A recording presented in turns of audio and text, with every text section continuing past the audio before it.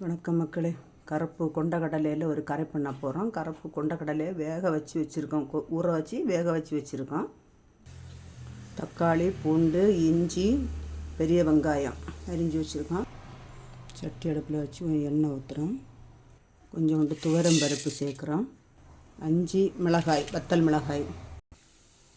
நல்லா இதை கொஞ்சம் பொரிய விடணும். கிண்டி கொஞ்சோண்டு பெருஞ்சீரகம் சேர்க்குறோம். இதுக்கு கூட பெரிய வெங்காயம், பூண்டு இது இவ்வளோத்தையும் இதில் வதக்கணும்.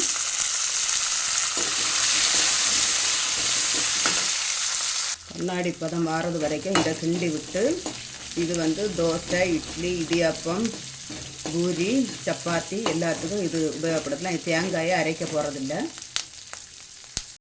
இதுக்கு கூட அரிஞ்சு வச்சுருக்க தக்காளியும் பூண்டையும், இந்த இஞ்சி இது கூட கொஞ்சம் கூட மஞ்சள் தூள், கரம் மசாலா இதெல்லாம் சேர்த்து கிண்டி விடும். இந்த அளவுக்கு வேக வச்சு இறக்கி ஆற வச்சு மிக்ஸி ஜாரில் அரைக்கணும்.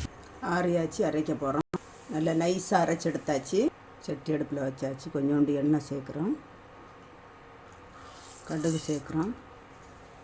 பெருஞ்சீரகம் சேர்க்குறோம்.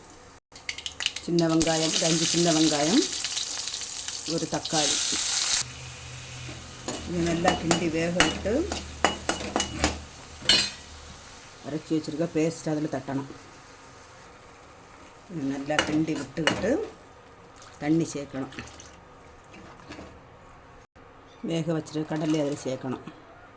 உப்பு சேர்த்து கலக்கி விடணும். கொதித்து பச்சை வாசம் போகிறது வரைக்கும் மூடி வைக்கணும்.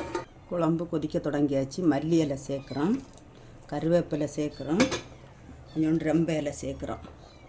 அருமையான சுவையில் கருப்பு கடலை கறி ரெடி ஆகிடுச்சு. இது பிடிச்சிருந்தா லைக் பண்ணுங்கள், ஷேர் பண்ணுங்கள். இதுபோல் செய்து பார்த்து சாப்பிட்டுட்டு கமெண்ட் பாக்ஸில் சொல்லுங்கள். வணக்கம்.